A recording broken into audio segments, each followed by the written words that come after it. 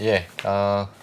어제 이제 정희석 이사님이 종을 그렇게 잘 치셨다고. 종을 아주 적당히 힘 빼서 자연스럽게 치시더라고요. 적당히. 처음 치는데 그렇게 잘 치기 예. 쉽지 않은데 자연스러웠습니다. 사실 아주. 모든 운동이든 힘을 빼야 됩니다. 사실. 맞아요. 예. 골프 잘 치실 것 같아요. 그러니까요. 정희석 이사님.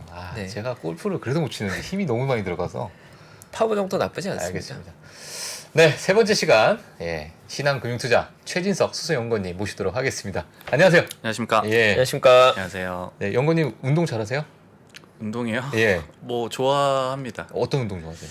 저도 뭐 골프 좋아하고요. 뭐 필라테스도 필라테스. 좋아하고, 예, 필라테스요? 꾸준히 합니다. 유연하시군요.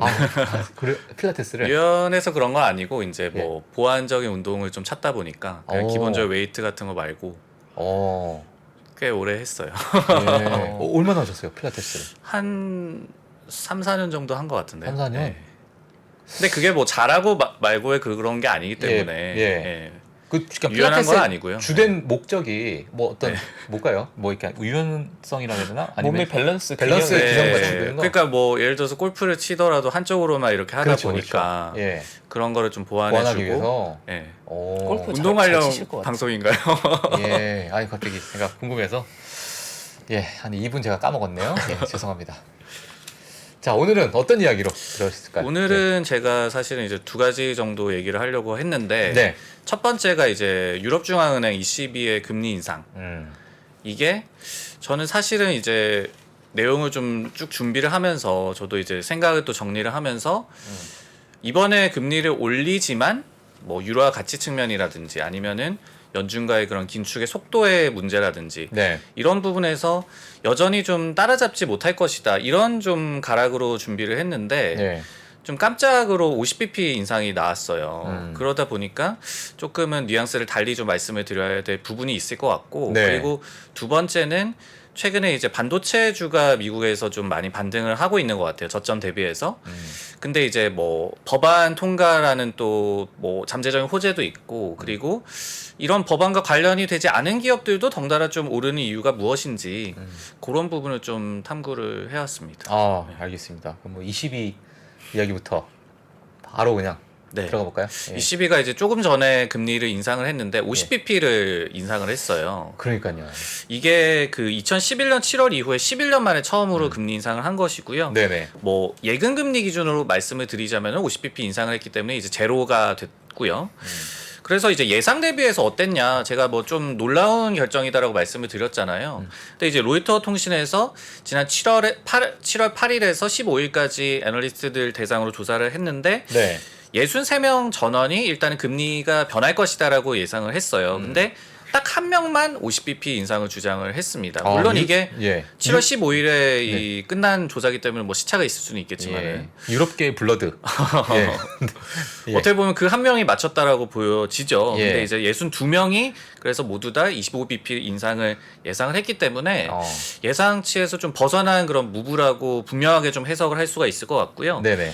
최근에 다만 이제 50bp 인상을 ECB도 할 것이다, 빅스텝이 올 것이다라는 그런 가능성은 제기가 됐었습니다. 왜냐하면은 타국 중앙은행에 비해서 너무나도 좀 뒤처져 있기 때문이죠. 네. 뭐 캐나다 같은 경우에 7월에서 100bp 인상을 했었고, 뭐 미국도 75bp, 그리고 우리나라, 스웨덴, 이스라엘 모두 다 50bp씩 인상을 했었기 때문에. 그렇기 때문에 뭐 ING 같은 기관에서는 50bp 인상 가능성이 일부 존재를 한다. 그러면서 두 가지 좀 이유를 제시를 했었는데 첫 번째로는 6월 달에도 금리를 인상하자라는, 그러니까 그때부터 금리 인상을 개시하자라는 의견이 있었다라는 점. 두 번째로는 9월이 되면은 이미 유로존의 경기 침체가 좀 가시화될 것이기 때문에 그때 가서 인상 속도를 높이기는 힘들 것이다. 그렇기 때문에 50bp 인상을 할 수도 있다라고 얘기를 했었어요. 예. 이렇듯이 좀 소수의 의견이었는데 다소 좀 파격적인 무브가 나왔던 것 같고 여기에 더해서 빅스텝이 좀 부담스러웠던 이유 중에 하나가 빅스텝을 했을 경우에 뭐 그리스라든지 이탈리아 등의 재정 상황이 좀 좋지 않은 국가들의 국채 금리가 좀 급등을 할 위험도 또 있었는데 네네. 그럼에도 불구하고 ECB가 인플레이션을 강하게 좀 억제하겠다라는 무브를 이번에 좀 보여줬던 것 같아요. 네.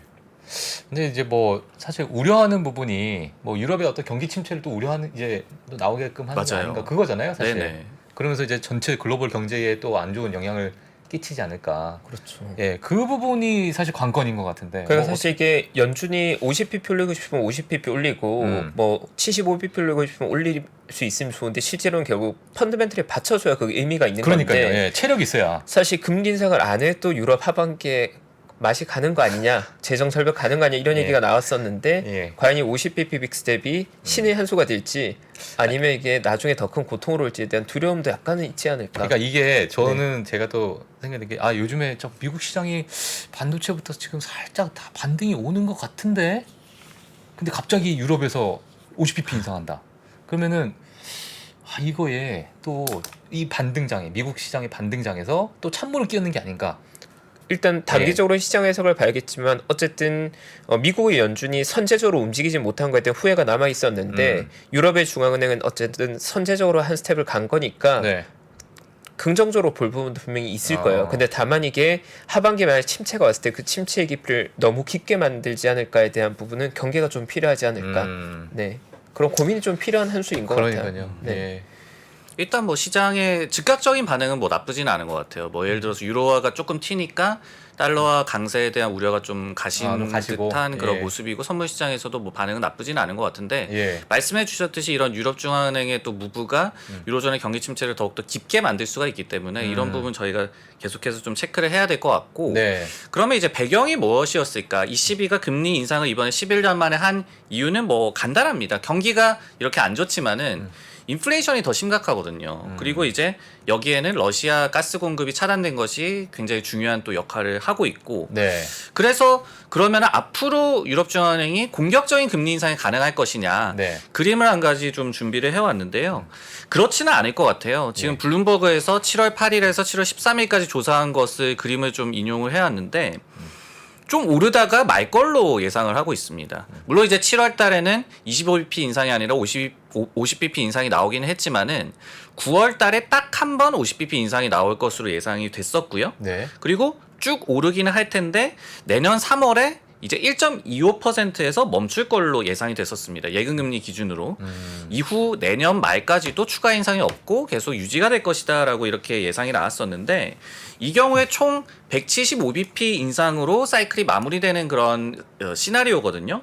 그래서 블룸버그에 따르면은 6월 중순만 해도 190bp가 전망치였는데 지금은 이 175bp 이 그림에선 나와 있고 지금은 155bp까지 전망치가 내려온 상황입니다. 그렇기 때문에 ECB가 공격적으로 금리를 올릴 걸로 시장은 보지는 않는다. 요 말씀을 또 드리고 싶어요. 점차적으로 이제 천천히. 알겠습니다. 그러면은 왜 이렇게 가파른 금리 인상이 ECB가 하기가 힘들 걸로 시장이 보고 있느냐. 네. 이 부분을 좀 말씀을 드리고 싶은데 첫 번째는 역시 경기 문제가 될 것 같아요. 유로존 성장 전망이 꾸준하게 좀 깎이고 있잖아요. 그래서 최근에도 이 EU 집행위원회에서도 불과 2달 전에 비해서 경기 확장세가 급격하게 좀 둔화가 됐고 이 국민들의 생활비 부담은 굉장히 올라갔다라고 코멘트를 하기도 했고요. 그리고 두 번째로 국가 간 격차 이 부분도 저희가 생각을 해봐야 될 것 같은데 뭐 예를 들어서 이탈리아 같은 경우에는 마리오 드라기 이 총리의 사임 악재까지 또 있기 때문에 독일과 10년물 국채금리 스프레드가 뭐 한 200bp 넘게 지금 나고 있어요. 근데 네. 코메르츠방크 같은 기관에서는 포괄적 그리고 신뢰성 있는 정책 툴이 없다라고 한다면은 이 스프레드가 더 벌어질 것이다. 올해 고점이 240bp였는데 이거를 리테스팅할 것이다. 이렇게 또 분석을 했을 만큼 네. 당초 시장에서는 가파른 금리 인상은 좀 힘들 것으로 보고 있는 그런 상황입니다. 예. 사실 뭐 어떻게 첨언하실 게 있을까요? 최파고님. 일단은 시장에서 다들 유럽에 대한 걱정들을 많이 하고 있는 것 같아요. 네. 이제 2011년도에 사실 유럽 재정 위기가 시장을 많이 흔들었었고 지금 이제 러시아발 에너지 관련 노이즈들이 결국 시장의 가장 불안감 중에 하나인데 유럽에 과연 겨울을 버텨낼 수 있을까에 대한 고민들이 있는 거거든요. 과연 근데 중앙은행이 공격적으로 출구 전략을 사용하고 또 에너지 문제가 해결되지 않았을 때 과연 겨울을 지난 유럽이 버텨낼 수 있을까 그런 고민들을 좀 하게 만들고 네. 지금 시장도 사실 제가 보기에 선물 반응도 좀 헷갈려하는 것 같거든요. ECB가 적극적으로 시장에 잘 대응하고 있다고 보는 뷰도 있을 거고 반면에 과연 쟤네가 진짜 금리를 버텨낼 펀드멘털이 될까에 대한 고민도 있는 것 같고 그래서 아직까지는 조금 지켜볼 필요가 있을 것 같고 결국 여기서 관건 겨울을 유럽이 버텨내냐의 관건은 유럽 전에 종전의 뉴스가 오느냐, 아 종전. 그 평화의 소식이 들려오느냐가 굉장히 중요할 것 같습니다. 아. 만약에 에너지 문제가 우리가 예상한 것보다 더 거친 방향으로 가게 되고 음. 중앙은행의 금리 인상 기조가 가속화된다면 사실 유럽의 겨울은 좀 끔찍하긴 할 것 같아요. 네, 윈터 이즈 커밍이 유럽의 겨울이 무서운 거죠. 예. 미국과 아시아보다도 오히려 유럽의 겨울이 굉장히 두려운 것 같습니다. 예. 네. 근데 지금 상황 봤을 때 종전이 이게 힘들 것 같은데. 네, 단기적으로 예. 쉽지 않고 다만 여러 가지 뷰가 나오고 있으니까 네네. 뭐 사실 과거로 봤을 때 너무 희망적으로 볼 필요 없지만 너무 부정적으로 볼 필요도 없거든요. 그래서 결국 이렇게 되면 더 전쟁 뉴스가 중요한 키가 된다, 키 팩터가 된다고 볼 수 있을 것 같습니다. 알겠습니다. 전쟁 관련 뉴스를 민감하게 업데이트할 필요는 있을 것 같아요. 전쟁. 네. 알겠습니다. 또 한 네. 가지는 이제 네네. 22의 결정과 관련을 해서 이게 유로화 가치를 좀 그러면은 뒷받침을 해줄 것이냐. 왜냐하면 유로화 가치가 지금까지 많이 하락한 것도 유로존 이 펀더멘털에 대한 의구심 또 우려 때문 아니겠습니까? 네. 근데 이제 시장의 분위기는 50bp를 인상을 하더라도 유로화 가치를 뭐 급반등시키기는 힘들 것이다 이쪽으로 좀 모아지고 있는 것 같아요. 예. 기관들의 의견을 좀 종합을 해보면은 ING 같은 기관에서도 ECB가 유로 약세를 물론 반기지는 않겠지만은 최근까지도 메파 스탠스를 충분하게 좀 시사를 했음에도 불구하고 유로화 반등을 견인을 하지 못했다라고 얘기를 하면서 50bp 인상이나 이번에 실제로 나왔죠. 네. 추후에 공격적인 금리 인상을 예고하는 것 역시도 유로의 반응을 견인하는 것은 힘들 것이라고 분석을 하고 있고 JP모건 같은 경우에도 유사한 의견인데 50bp 인상을 하더라도 가스 공급 관련 우려가 유로화 가치를 계속해서 절하시킬 것이다. 이렇게 역시 또 우려를 또 주요 기관들도 표명을 하고 있는 것 같습니다. 알겠습니다. 아, 뭐 지금 뭐 좋은 뉴스가 많이 없습니다. 네, 예. 상당히 긴장하신 모습이 느껴집니다, 방송진이. 예. 네. 아, 유럽의 뉴스에 긴장하시는 제가 거예요? 오늘 사실은 네, 종목을 하나 사려고 했어요. 네, 메타 사실 건가요? 아니. 그거는 이제 근데 꽤 올라갔어요. 그래도 네. 예, 꽤 올라갔고 제가 생각하는 종목이 하나 있습니다. 예, 좀 이따가 제가 말씀드릴게요. 네, 공개해 주시죠. 예. 근데 이제 지금 최진석 수석연구원님 얘기 들어보니까 조금 늦춰야 되나 그 시기를 이런 생각이 좀 드는데. 아, 뭐 유럽의 경기와 여러 가지 밀접하게 연관이 있는 아까 이창구 종목인가 선임 봐요. 매니저님도 뭐 좋은 뉴스가 없어. 예, 오늘은. 그렇죠. 예, 그렇기 때문에 알겠습니다. 예, 다음 이야기는 또 뭐가 있을까요? 네, 이런 근데 가운데서 다음 주에 우리가 이제 FOMC를 이제 맞이를 하잖아요. 예. 그래서 좀 관련해서 FOMC 관련해서 또 전망이 또 어떻게 나오고 있는지도 한번 봤는데 네네. 일단은 75bp 인상 쪽으로 좀 쏠리고 있는 것 같아요. 우리가 뭐 6월 CPI 이후에는 뭐 7, 80% 정도 확률로 선물 시장도 100bp 인상을 전망을 한다. 이런 우려도 좀 있었지만은 네. 지금은 뭐 CME 패드워치 보더라도 약간 6대4 정도의 비율로 75bp 인상을 점치고 있는 것 같고 주요 IB 뭐 UBS라든지 뱅크 오브 아메리카 같은 경우에도 75bp 인상을 할 거다. 만약에 100bp 인상을 할 것이었으면은 네. 블랙아웃 기간 전에 연준 위원들이 좀 시그널을 줬을 것이다 이렇게 얘기를 하고 있고 그리고 지난번에도 이제 말씀을 드렸듯이 연준의 지금 쪽집게 기자로 또 뭐 이름을 날리고 있는 월스트리트저널의 닉 티밀하우스라는 기자도 최근에 기사를 통해서 75bp 인상을 이미 시사를 했다. 그러면서 100bp 인상 가능성을 열어두기는 했지만은 거의? 블랙아웃 기간 전에 찬물을 끼얹는 발언을 전한 연준 위원들도 많았다. 이렇게 또 얘기를 하고 있어요. 예. 근데 이 가운데서 또 연준의 정책과 관련해서 최근에 좀 많이 들리고 있는 얘기가 페드 피벗이 입니다. 근데 피봇이라는 얘기는 정책을 급선회한다, 좀 비둘기파적으로 돈다는 얘기인데 이런 기대감도 사실은 시장에서 좀 많이 올라오고 있는 것 같아요. 그리고 이런 부분이 최근에 뭐 미국 증시 안정화에도 좀 기여를 하고 있는 것 같고, 예. 물론 이제 막연한 기대일 수는 있죠. 근데 전일만 하더라도 JP모건의 콜라노비치 같은 경우에도 올해 이익 전망의 리셋이 필요하다. 근데 하반기에 이익 전망이 훼손되게 되면은 연준 정책에 좀 변곡점이 야기되는 것이 가능할 것이다. 그러면 시장을 좀 살려줄 것이다라고 분석을 하고 있고, 앞서서도 뭐 인베스코라든지 페퍼스톤 그룹 등의 기관들이 9월달 회의에서 이제 덜 공격적인 긴축 스탠스로 피봇이 좀 나타날 것이다라고 전망을 한 바가 있었고, 네. 도이체도 연준이 처음에는 금리를 빨리 올리다가 나중에는 좀 속도를 늦출 것이다. 그래서 8월달에 관련된 힌트가 좀 나오는지 잭슨홀 미팅을 좀 주시를 해봐야 된다. 이렇게 또 얘기를 했기 때문에 예. 별개로 연준에 대해서는 오히려 좀 비둘기파로 본격적으로 도는 그런 변곡점이 오지 않을까, 이렇게 시장에서 좀 기대감이 좀 올라오고 있는 것 같습니다. 예. 75bp가 언제 비둘기파가 됐습니까? 75bp가 비둘기파는 아니고요. 아, 예. 이제 나중에 9월달, 뭐 11월달 이런 예. 정도가 그러니까요. 가서 예. 그러니까 100bp냐 75bp냐 했는데 75bp 의견을 내는 사람들이 이제는 아유 그래도 이제 시장에 대해서 조금 이렇게 보고 있는 뭐 이런 느낌이 아닐까. 네네네. 알겠습니다. 아 정말 백비비. 지난번에 저 재밌는 그 약간 짤이라고 할까요? 카툰을 봤는데 네. 이제 시장의 참여자들이 연준이 75bp 올린다고 했을 때 이제 시장의 참여자들이 굉장히 이제 항의하는 거죠. 무슨 75bp냐 너무 공격적이다 이렇게 얘기했을 때 연준에 딱 얘기한 거죠. 75bp 싫어? 그럼 100bp 갈게. 그러니까 형님 그냥 75bp로 가시죠 이렇게 되는. 그러니까 지금 분위기가 약간 그런 분위기잖아요. 맞아요. 지금 딱 그런 분위기예요. 그 시장에서- 조삼모사 만화 말씀하시는 맞아요. 거죠? 네. 처음에는 자이언트 스택 그럴 때 왜 이렇게 공격적으로 올리는 거야 했는데 예. 그럼 울트라 갈까 하니까 그냥 자이언트로 멈춰 주시죠 이런 아. 느낌으로 가는. 네. 시장 야, 분위기가 진짜. 75bp에도 약간 안심하는 그런 분위기. 그러니까요. 네. 진짜 희한합니다. 지금. 약간 저희가 좀 그 적응된 것 같아요. 이제 예. 75bp 인상은. 아니 우리 50bp 얘기 나왔을 때 제가 그때 최파고님 얼굴 아직도 기억납니다. 아이 무슨 말도 안 되는 소리야. 무슨 딱 이랬어요 3% 정말로. 진짜 이랬었는데. 무슨 말도 안 되는 소리 하고 있어. 맞아요. 근데 지금은 75bp 아유 감사합니다. 이렇게 돼.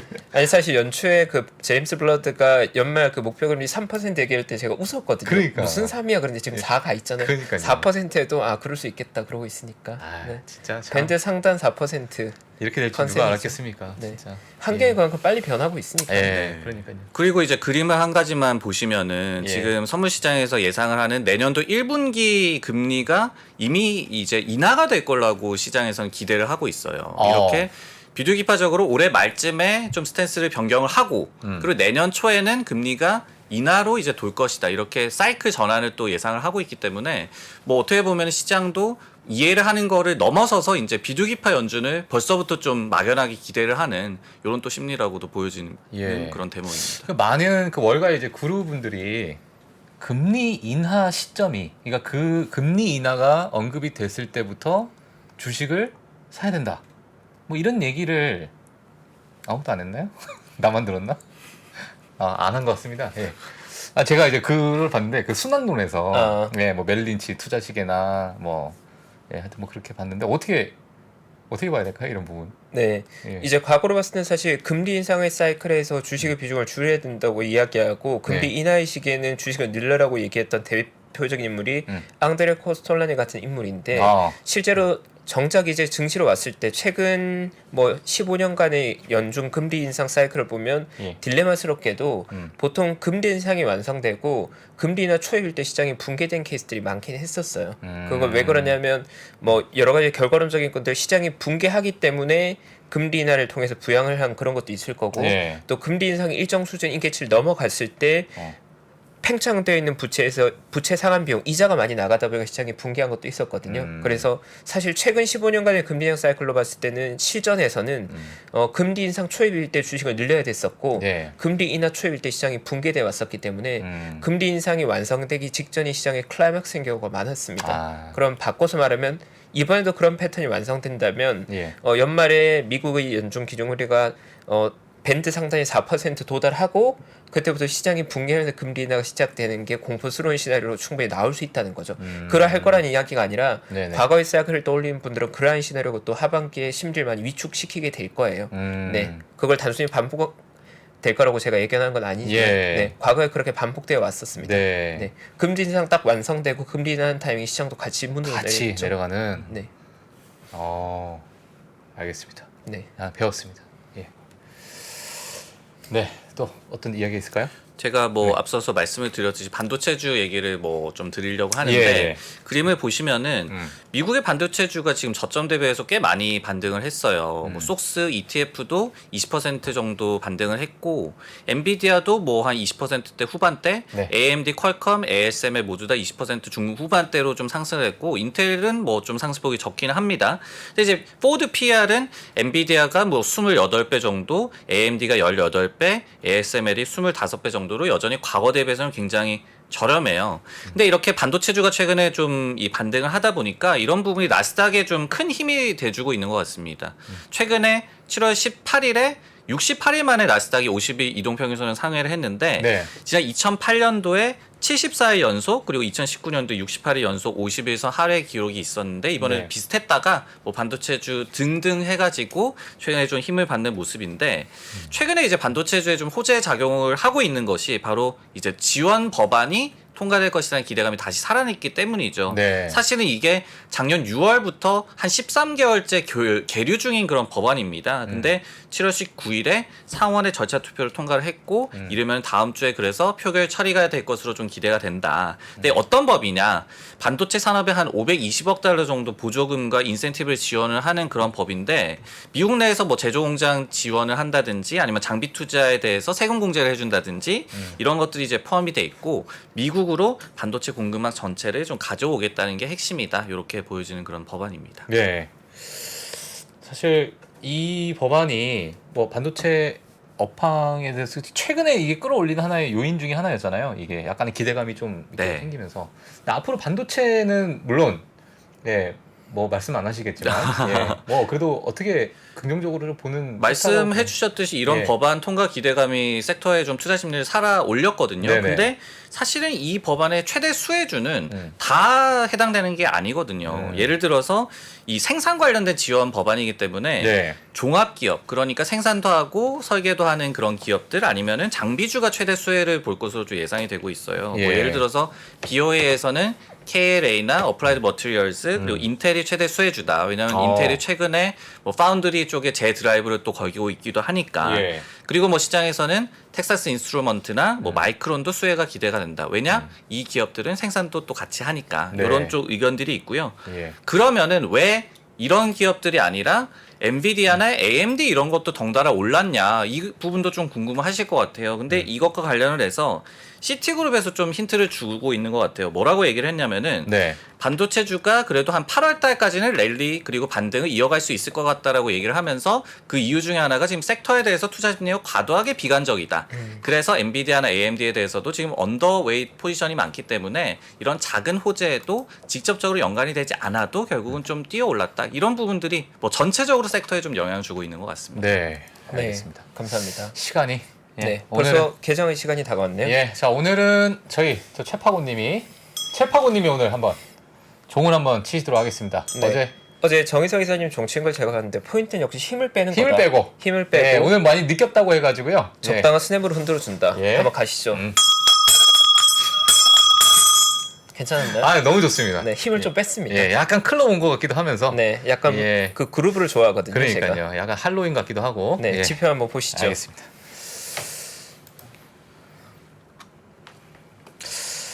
예, 자 오늘 S&P 500 같은 경우에는 마이너스 0.24% 하락을 했고요. 하락을 시작했고요. 이렇게 다우는 0.52%, 나스닥은 0.03%. 예, 이렇게 지금 보여주고 있습니다. 다시 한번 볼까요? 나스닥은 다시 또 올라왔습니다. 뭐 지금 약간의 뭐 보합권에서 왔다 갔다 하고 있는 모습인 것 같고요. 자, 맵을 한번 보도록 하겠습니다. 에너지. 예, 에너지가 그래도 조금 빠졌네요. 오늘 테슬라가 하드캐리 어우, 하네요, 테슬라. 시장을. 이야. 네. 네, 테슬라가 지금 뭐 그렇습니다. 상대로 후끈하네요, 시장 분위기 비해서는. 애플도 뭐 지금 올라가고 있는 상태고 네. 아마존도 뭐 0.59% 이렇게 상태인데 지금 뭐 통신주들이 좀 약간 좀 맛이 가 있는 그런 상태예요. 에너지 섹터가 지금 빨갛습니다. 오늘은 반도체도 약간은 쉬어가는 예. 분위기인 것 같고요. 그렇습니다. 지금 뭐 이게 크게 뭔가 보여주고 있는 종목들은 이렇게 테슬라, 그다음에 버라이존, 그다음에 뭐 AT&T나 이런 종목들이 지금 많이 빠졌네요. 자, 에너지주 많이 빠져 있고. 하반기 그래도 테슬라가 하반기에 대한 기대감이 형성된 게 시장의 컨센인 것 같고 오늘 그 정의사 회사님도 말씀해 주셨지만 결국 2분기 실적 발표에서 힘든 구간에 대한 수비를 잘 보여준 것 같거든요. 예. 근데 이 기업 경영에서 예외적으로 힘든 구간에서 수비를 잘 해내느냐가 굉장히 중요합니다. 사실 성장을 추구한 기업일수록 좋을 땐 좋다가 리스키한 구간에서 다치는 경우가 있는데 그렇죠. 테슬라가 어떻게 보면 고비를 잘 넘겼다 평가받고 있는 것 같고요. 고비를 잘 넘겼다. 네. 그렇다면 아마도 하반기에 AI 대회가 나오게 되고 하반기 실적이 생각보다 좋게 나온다면 하반기엔 다시 또 시장의 주목을 좀 받을 수 있지 않을까 그런 얘기는 전반적으로 좀 많이 나오고 있는 것 테슬라가요? 같아요. 네. 알겠습니다. 반도체는 어떻게 보세요, 최파구님? 뭐 반도체 업황은 큰 틀에서는 바닥권에서 좀 돌아섰다고 봐야 되지 않을까 싶고 결국은 저랑 공급망 교란의 일치로부터 반도체가 어느 정도는 좀 자유로워진 것 같거든요. 네. 그러니까 하반기는 상반기보다 좀 나은 6개월이 되지 않을까 기대감을 어. 좀 가지고 있는 것 같습니다. 예. 네. 엔비디아. 그래도 많이 지금 뭔가 바뀌려고 하는 그런 모습인데 아직 좀 지켜봐야 될 것 같고요. 메타 한번 볼까요? 네, 안 보셔도 되겠네요. 메타는. 예, 아유, 빨리 꺼야 되겠습니다. 저건 답답합니다. 저거는. 예. 자, 이렇게 해서 몇 가지. 혹시 오늘 준비해주신 내용이 더 있으시죠? 예. 더 근데 좀 예.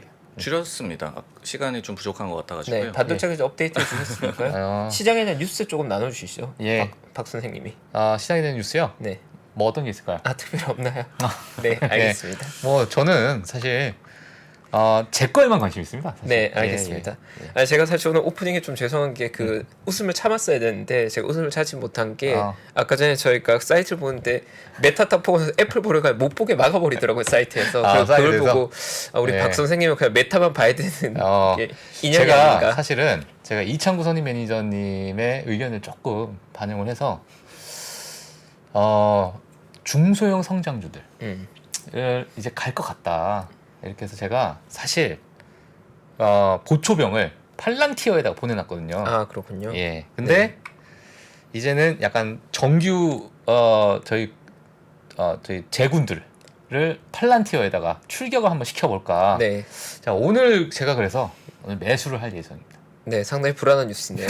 네, 굳이 파병하지 않아도 될 것 같은데. 예. 아까 살려고 했다라는 그 종목이 팔란티어. 예, 팔란티어. 팔란티어. 많이 빠졌잖아요, 사실. 네. 예, 많이 빠져서 뭐 이쯤 되면 뭐 가지 않을까. 어떻게 생각하십니까? 팔란티어. 조금만 더 고민을 할까요? 고민해 보시고요. 예. 일단 최진수 위원님께 인사드리고 그런 가시죠. 팔란티어 어떻게 보시나요? 팔란티어. 네. 카톡 주셔도 됩니다. 뭐 자기 소신대로 투자를 하는 거니까요. 네, 저희 제군들을 응원합니다. 한번, 저는. 제 제군들이 이제 또 성숙해져서 빨리 나가고 싶어 해서 그냥 제군들을 한번 출동시켜 볼까 그러고 있습니다. 알겠습니다. 자, 오늘 저희 마지막 시간 또 자세하게 또 시장 상황 알려주신 신한금융투자 최진석 수석연구원님 감사합니다. 네, 다음 주에 맞습니다. 뵙겠습니다. 예. 네, 맞습니다. 네, 감사합니다, 위원님. 네, 오늘 그 목요일 밤입니다. 저희 7,200여 분 저희 함께 해주고 계시고요. 뭐 오늘 조금 시작할 때 제가 좀 박장대소하고 미소를 좀 웃었으니까 마지막 클로징에 좀 중요한 아이디어를 조금 전하고 클로징하는 게 예에 맞을 것 같습니다. 그래야 네네. 밸런스가 좀 맞을 테니까요. 네네. 사실 요즘은 시장이 대응하기 굉장히 어렵습니다. 일단 저점 대비 지수가 7% 정도 올라왔고 시장이 많은 투자에 헷갈려하고 있는 것 같습니다. 이게 진짜 반등인가 아니면 아직 경계해야 될 것인가에 대한 고민을 하고 있는 것 같고 지금의 국면이 제가 느끼기에도 시장의 참여를 매우 많이 헷갈려 하고 있는 것 같아요. 그러니까 이 시장의 참여라면 개인 투자자들만 말하는 게 아니라 리서치 애널리스트, 뭐 리서치 센터장님들 혹은 펀드를 운영하는 현업 매니저들 또 성공하신 개인 투자자분들 보통 시장에 뛰어나다고 하는 분들의 의견이 한 방으로 모아질 때가 좀 편한 시장인데 지금처럼 시장의 내노라 하는 매우 익숙한 베테랑 투자자들도 방향에 대해 갈피를 조금은 못 잡고 있는 그런 국면이거든요. 그래서 저도 요즘 제가 스스로 당황하는 게 제가 결코 어떤 분을 만났을 때 시장의 방향에 대한 이야기 잘 안 물어보거든요. 왜냐면 어차피 예측 불가능한 이벤트이기 때문에. 예. 근데 저조차도 요즘 제가 만나는 저보다 뛰어나다고 생각하는 분들께 다 시장 어떻게 보시나요? 하반기 전망 어떻게 보시나요? 여쭤보는데 정말 놀랍게도 모두 다 다른 의견이 나오고 있습니다. 예전 같을 때는 잘 보는 분들의 의견은 대체로 거의 한 가지 방향으로 수렴했었거든요. 네네. 저 역시 10년 이상 시장 참여하면서 뛰어난 분들의 의견은 항상 어느 국면이 되면 수렴하는데 지금은 전혀 수렴하지 않고 발산하고 있습니다. 어떤 분은 하방을 되게 깊게 보시고 어떤 분은 상방을 또 열어서 보시고 어떤 분은 그냥 지루할 거라고 보시는데 이러한 국면에 그럼 투자자로서 어떻게 대응할 거냐에 대한 고민이 될 수밖에 없을 거거든요. 그래서 제가 하나 조언을 드리자면 지금 같은 장에서는 시장에 참여하되 퇴로를 잘 열어놔야 됩니다. 퇴로를. 그러니까 진격만을 생각해서는 퇴로가 막힐 수 있거든요. 직설적으로 말씀드리면 손절매 기준이 됐던 아니면 추가 매수할 현금이 됐던 아니면 나중에 내가 활용할 수 있는 좀 필살기 여력 뭐 굳이 비유하자면 다른 새롭게 현금화된 자산들이나 새롭게 들어올 현금 같은 거를 좀 마련해 놓고 시장에 참여하는 게 예상하지 못한 상황에 대응할 수 있는 방법일 것 같고요. 그렇다고 마냥 시장을 보수적으로 보고 현금을 그냥 100% 들고 있기에는 매력적으로 거래되는 또 투자 기회들이 많이 있는 장이니까 시장에 참여하되 퇴로를 넣으면 좋을 것 같습니다. 그래서 제가 시장에 참여하면서 제가 가장 존경한 투자자분 중에 한 분이 저보다 훨씬 더 높은 커리어 또 많은 경험을 가지고 있는 선배님께서 저한테 해주셨던 많은 조언들을 제가 새기고 있는 것들이 있는데 귀한 조언을 제가 하나 나누고자 합니다. 들어보실 수도 있겠지만 마키아벨리라는 인물이 있습니다. 16세기 이탈리아 이제 유명한 사상가고 르네상스 시기에 명성을 남긴 위대한 사상가 중에 한 명인데 그 마키아벨리 어록에 이런 것들이 있습니다. 압승만을 생각하는 자는 쉽게 함정에 빠지게 되고 중간 정도의 승리로 만족하는 자는 항상 승자로 남아있게 될 것이다 라고 역사의 어록을 남겼는데 지금의 시장에서는 압승만을 생각하고 풀 배팅했다가는 아마 낭패를 당할 수 있는 장이고요. 중간 정도의 승리, 어느 정도의 승리, 어느 정도의 수익에 만족하고 그 포지션을 지켜내고 현금을 한다면 꽤나 많은 길을 잡을 수 있는 장이라는 생각을 하고 있습니다. 네, 투자자로서의 마음가짐도 그래 해야 될 것 고요. 저 개인적으로는 러시아의 푸틴 역시도 압승만을 생각하다간 제가 보기에는 상당히 리스크해질 수 있다는 생각을 하고 있거든요. 그러니까 만약 러시아가 가야 될 방향이 중간 정도의 승리를 만족한다면 겨울 전에 휴전 소식이 들려올 거고요. 만약 겨울을 넘길 때까지 간다면 러시아가 압승만을 바라본다는 건데 그건 사실 글로벌하게 보나 러시아로 보나 좋지 않지 않을까. 네, 개인적으로는 푸틴이 그 마키아벨리 그 조언을 좀 기억해 줬으면 하는. 마키아벨리 좀 알았으면 하네요. 네, 푸틴이. 이 3%를 보고 저희 메시지가 마키아벨리가 남긴 그 어록이 푸틴에게 좀 전해지면 좋겠습니다. 이게 러시아어 자막에 있죠, 저희 유튜브에. 네, 압승만을 생각하는 자는 쉽게 함정에 빠지게 된다는 거 조심해야 될 것 같습니다. 알겠습니다. 네, 제가 아까 뭐 팔란티아 또 얘기했는데, 야, 팔란티어가 압승만을 생각하는 자의 수일 수 있죠. 네, 중간 정도의 승리로 만족해야 합니다. 네. 야, 저 이제 3% 진행자인데, 야, 저런 사람이 어떻게 진행자냐. 제가 재미로 저희가 저 시청자분들과 웃자고 제가 하는 얘기이기 때문에 제 얘기는 다 흘려 들으시면 됩니다. 그렇죠? 네.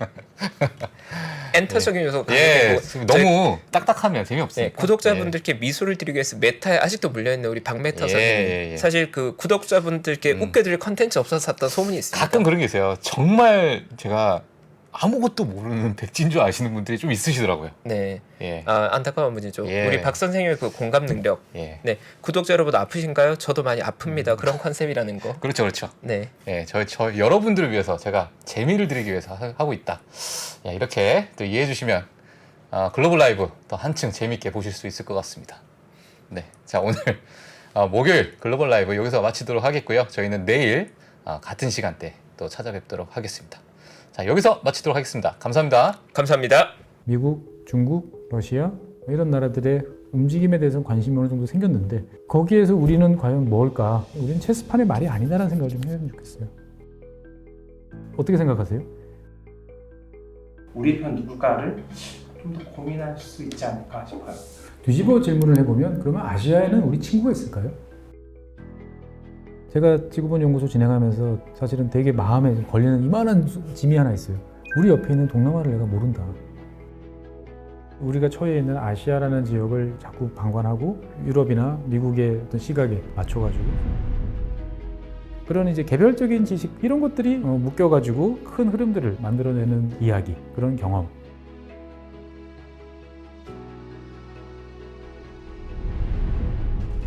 작고 잡다한 지식이라도 그것들을 절대 무시하지 말라. 나는 그건 되게 긍정적이고 그런 지식들을 연결해서 말 그대로 위즈덤이잖아요. 정말 현명해지고 뭔가 남들하고는 좀 차별화된 그러한 관점 그리고 그러한 비전